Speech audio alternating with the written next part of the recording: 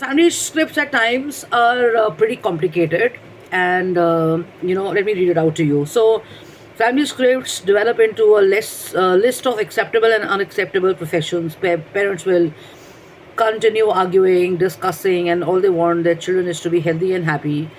But little they realize that their interpretation of wanting their children's careers to be driven the way they want is of uh, little value, because sometimes the child wants to, or the youth wants to choose a profession which is not just fully acceptable, but something which they really really want to do.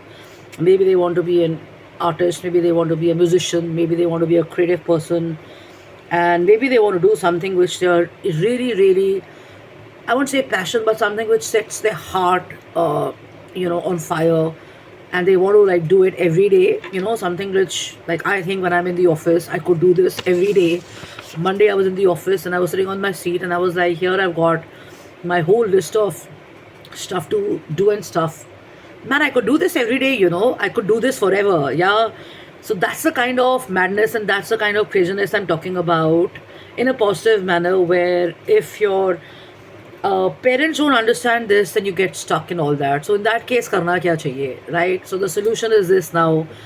I've shared this because at times children can't decide, or when you're kind of deciding on making a career switch, even if you're working, 5 years, 6 years, you've worked, you want to change your careers, but you're still not very sure. Even after 10 years, you realize, hey, I didn't want to do this, and I want to do something else. So before you make that mistake, or before you make a choice, I would say, write down. So on the left, write down, this is what my parents want me to do, or this is what their expectations is or are. And on the right side, this is what I want to do, this is what I love doing, or I can see myself doing it. So now you evaluate the list and stuff, and you have an adult chat with your parents, your grandparents, and stuff, and you try and convince them. And if they don't listen to you, take them to a mentor, take them to a coach and stuff, because many times parents require that, like a therapist works on the minds and psychology of people. Similarly, they require career mentors or life coaches to help them decide all of that and stuff. But the easiest is to make a list. Easiest is to make a list. What do you enjoy doing the most? What do you love doing the most? What excites you the most? Are you creative? Do you write well? Do you like to talk well? Do you research well? Do you express well? Do you design? Or are you a people's person? Are you in the technical thing? Do you like to just, go into innovative stuff, or look at technology or AI, or what fascinates you? And most important question is, what is it that gives you joy? What is it that makes you happy? Because when you're happy at work, or you're happy genuinely in life around your choices and stuff, you're generally a happy person. So before people suck out the happiness out of you, a very important question to pose, or an extremely important one, is to, what do you want to do? Mujhe karna kya hai? So I see people, they are not able to separate their emotions and their feelings at the time of making career choices. Grandparents are sitting with them, children are sitting with them, teachers are sitting with them. So there's a big fiasco, and the child is confused, and parents keep saying we want the best for our children and stuff, but mind you, in today's world, what you choose may not be even the best for your children. And if you've chosen something because of whatever circumstances or whatever choices you had, or whatever obstacles you had in your way or in your family, remember, your parents normally give you the best of what they could. I don't think parents would want to mess around or play around with your careers and stuff, because if they do so, you're the one who turns out to be a loser. Unless it's a bad relationship with the family and stuff and all, okay? But normally, ideally, and realistically speaking, I think 70% of families want the best for their children. Now, if you've not been able to acknowledge that, and if you're not able to see what your parents have done for you, then years later you're still going to hold them responsible, or project your own shortcomings and question your parents and stuff, which is a very unhealthy space to be in and stuff. Because if you've chosen to be away from your family, you've chosen to be in a different city, and you've chosen your set of friends, your career choices and stuff, I mean, your parents can't be held responsible. So I'm coming with this thing about talking to college going children of lately and entrepreneurs all across. This is the way most of them feel. This is the way they want to decide, and this is the way they want to make their choices. They want to be left on their own. So if you are a parent, if you are a professional, if you're someone who's helping your child decide, let the child get the experience, let the child explain to you their point of view and stuff, and avoid the shoulds and shouldn't. And whatever you learned around money, whatever you learned around your career, whatever you learned around the way and stuff necessarily doesn't hold true in their cases and stuff, because many years later, when they leave their homes or they leave their schools and stuff and they go to a new city, they go to a new environment, they go into a new job, then whatever the grandparents or the parents have taught them doesn't come handy.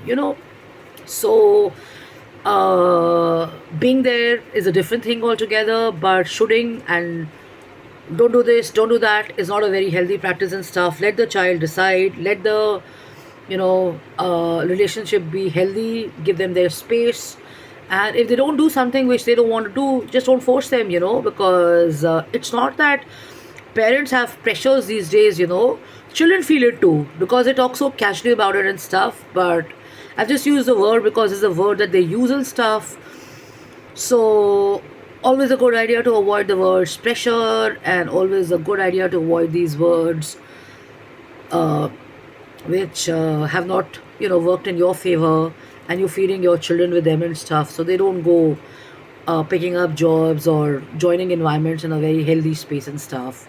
Let their colleges and their teachers do the job, and you do your own job of mentoring them and not forcefully imposing your expectations on stuff like that. So I think I shared this about Deepak Chopra.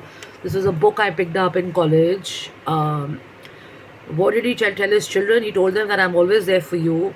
You can always come to me for money, finance, and stuff. But I want you to do what you'd like to do. And I don't want you to score the best of grades. I don't want you to do the best of everything. I just want you to focus on your education, and I want you to give back something to the world. And what did his children become? They became the best in everything that they had, and they are pretty recognized now as personalities and stuff. And they're giving it back to the world. After all, we come here for a purpose, right? And the purpose is not just about careers, purpose is not just about your goals, about running your families and looking after your children and stuff. It's also the collective responsibility or the collective contribution. How does the world become better when you're a party to it and you do something interesting in it. And women and children who are following this, you're already empowered. So the point is, the day you pick up your job, you're a rock star, because things have changed in today's world and stuff.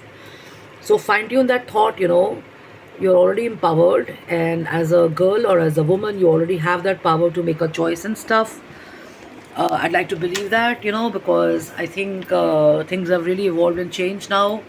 So I'm speaking for a set of people who are from urban India, and they have a voice of their own and stuff. And it's always a good idea to have a voice, even if you're younger, because that really helps you go the long way, and to debate, discuss, and even argue with your parents at times and stuff and all.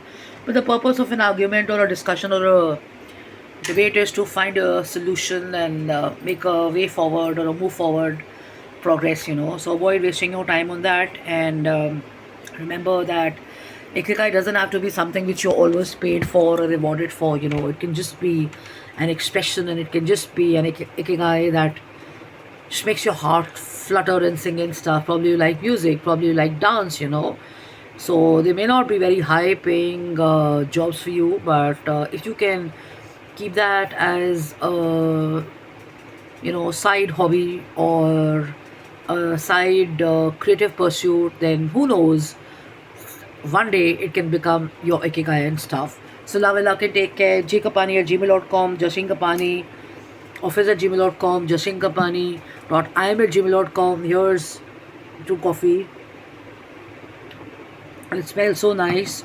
So spend some time on your ikigai, on figuring out your purpose. And as much as your parents could be disappointed, well, you have to live your life. You have to kind of make those career choices. You have to work. So, a good idea would be to have a discussion and mostly write down on your left and on your right. That helps you big time at any point, even when you're in your mid 30s, 20s, 40s, 50s, always a good idea to write down. And that's what international MBA and other school of studies teach you this. Just write down, and it becomes important for you when you start propelling and moving in that direction. So love and luck and take care. Have fun. Have a blast. Cheers. Bye bye.